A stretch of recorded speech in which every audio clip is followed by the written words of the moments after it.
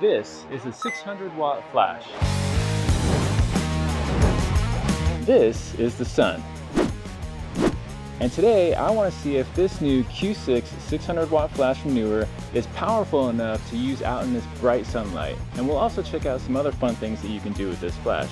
There are no sponsors for today's video, but I do want to say thank you to Neewer for sending me out this flash for testing. You'll typically see a flash like this. This is a standard on-camera flash. It has a rotatable head that articulates in all kinds of directions.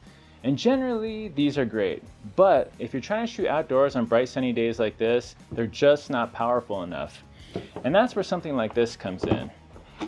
This is a 600-watt flash, and it should have plenty of power to allow us to correctly expose our portraits without having to blow out the sky. This thing is built like a tank. It has a mostly metal construction. It's got a really good weight to it. I mean, even the light stand adapter's got some heft. You could crack some skulls with this thing. I also really like the form factor of this flash. It's big, but it's not super big considering that it's a 600-watt flash. Also, its flat body design lends itself really well to packing down relatively easy. This large flat back surface has all the controls easily accessible. There are two screens. The one on the left always shows your group, number, and color, and the right screen always shows your settings and the flash's status. It's really nice. All right, let's get this thing set up and see what she can do. All right, so because this is kind of a hefty boy, I'm gonna opt to use a C-stand. So this flash does come with a reflector, and one of the best things about this flash is that it has an integrated Bowens mount, so you don't need to fuss around with other brackets or mounting adapters to get Bowens modifiers to fit. So let's throw a softbox on this.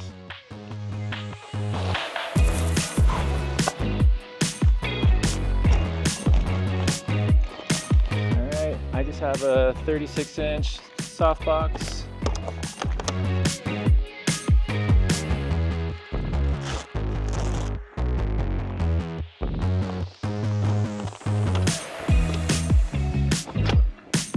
Alright, so here we go. I just have one layer of diffusion on right now because it is a super bright day out. So I think we're gonna need as much power as we can get.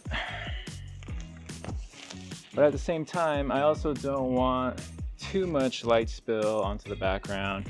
So I am gonna throw on a grid to help me direct some of this light.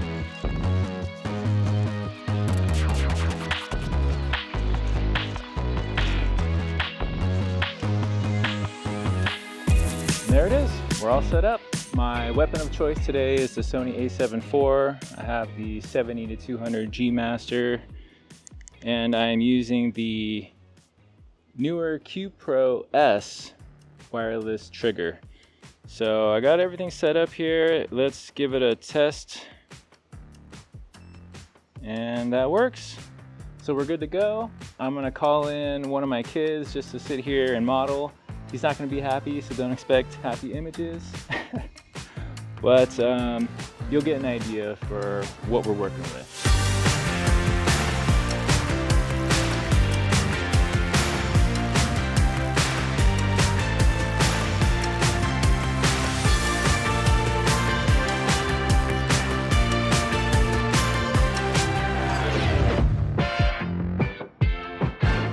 Alright, so far I gotta say that I'm super stoked with how the images are turning out. This flash is insanely powerful, so much so that I'm not shooting anywhere near 1/1. I think this last image that I took was like 1/8 or 1/4 power. So check it out, I'm pretty happy. Can you see in there?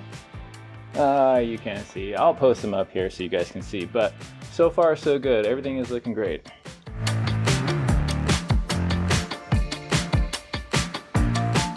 Shooting with this flash is super simple. So hopefully you can see this, but you can adjust the power in increments of 0.1 all the way from 1/256 all the way to 1/1. Now that gives you a ton of control to really dial in your exposure. Now, as you can see, it took a long time for me to turn that wheel, so you can change that from 0.1 increments to 0.3 increments if that's a little too slow for you. Oh, and I am shooting this session all in manual control. Now, I'm not saying that you have to shoot manual, but shoot manual. All right, so I think I'm done shooting out in the bright sunlight. What I want to do now is show you some other cool, fun things that you can do with this flash, but we need a lot less ambient light for that. So let's head back to the studio. All right, so we're back in the studio. Well, not exactly in the studio. I went into the studio to take some photos, and the reason for that is because if you're really trying to use flash to freeze action, then the light from the flash needs to be the dominant light source. If you have too much ambient light, then your images are going to look blurry. So basically what I did was I took a black sheet and I draped it across the back of the room to use as a backdrop. Because again, you want to reduce the amount of reflections and ambient light that you're getting, so that way you have a better chance of freezing your photos and getting all of that light from the flash as being your main light source in your images. This image was shot using the Q6's stroboscopic mode.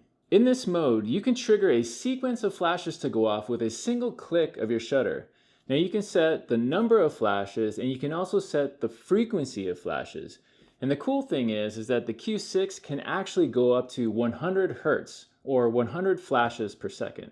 The image that you're looking at now was a 1-second exposure, and the flash was set to 10 flashes at 10 Hertz. Because it's 10 flashes for a 1-second duration, which works out to be 10 Hertz.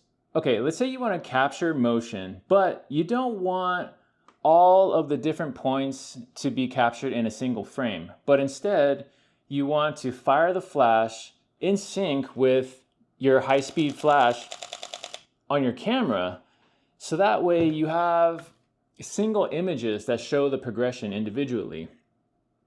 This would be good for if you're shooting a martial artist to catch the peak of a kick, or maybe just the right time that a basketball player releases his shot. You know, something like that. Now luckily, the Q6 does have burst mode, which will do exactly that. It'll fire off a flash for every time you release the shutter in your high-speed burst mode on your camera.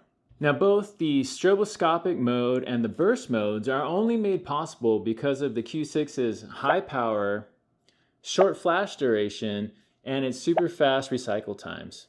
The short flash durations and the power are what really enables you to freeze that motion, and it's the recycle times that allows you to fire off quick successions of that flash to capture a sequence of motion.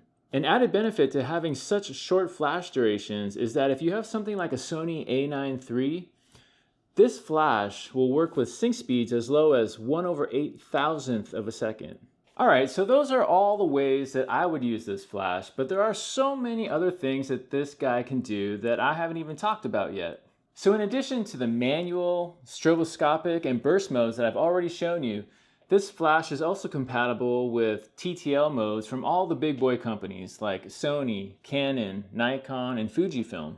It can be used in S1 or S2 slave modes, and it can even be set up for time-lapse photography. The Q6 supports high-speed sync, front and rear curtain sync, and it also has a masking mode, which will allow you to expose your subject and your background separately for easy keying in post. The Q6 supports 2.4 GHz wireless triggering, and throughout this entire video, I've been using the Neewer Q Pro S wireless trigger, and it's been working great. I really like that you can use 5 groups and 32 channels. If you don't want to use wireless triggering, the Q6 also supports a 3.5mm sync cable if you'd rather trigger with that. There is also a Neewer iPhone app, which, to be honest, I have not used. And that's a good thing actually, because all the functionality that I would ever need, I could either get to through the Q Pro S or through the unit itself. So I never felt the need to use the app, and I just figured that it would slow me down.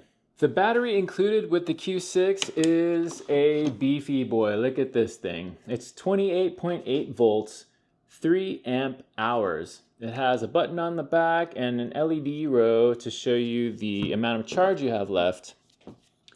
Neewer claims that on a full charge, you can expect 380 full power flashes from this thing. Now, one thing that I haven't mentioned yet, which I've actually used a ton, is the built-in modeling light. Now, I know most flashes have built-in modeling lights, but this one I think is a little special. One, because it's 30 watts, and two, because it has a bicolor modeling light, which means that you can dial in the color temperature all the way from 2700 Kelvin all the way up to 6500 Kelvin, which makes it way more useful as a video light if you wanted to use it like that. So let me turn it on. You can see it's pretty darn bright. It's got a couple settings. Here's a lower power setting. Now obviously there's that cool feature, but you can also just use it as a modeling light, and it works really well for that, for checking your focus. As you can see, this flash can pretty much do it all. And at the time of making this video, I'm being told that it's gonna sell for $499.99 US. But should you buy it? That's the question. And it's kind of a hard question to answer, because as you start using multiple flashes, you really are buying into an ecosystem. However, if you've already bought into the Neewer flash ecosystem, then I think the answer is easy. If you're looking for a fully featured, powerful outdoor flash, then heck yeah, buy this thing. It is a great flash, and if it stays at $500, then I think it's a great buy. If you're not already in the Neewer flash ecosystem, then is this flash enough to get you to switch? Well, I think only you can answer that, but I will say this. The features of this flash seem to be very much on par with everything else out there that's in this power range. But from what I can tell, it's cheaper. And on top of that, the Q Pro transmitters are less than 70 bucks US. So you could potentially change your ecosystem to Neewer and still be in it for less money than if you were to buy just a 600 watt flash from a competing company. So that is something to think about. It's not as painful as switching a camera ecosystem. All right, that's all I have for you guys today. I'll be sure to leave links to the Q6 down in the description below if you want to check it out. If this is your first time here, my name is Matt, and if you liked the video, please consider liking and subscribing because it helps me out a lot. Again, my name is Matt, and I will catch you guys in the next video. Thanks for watching. Bye. And today, I want to see if this new Q6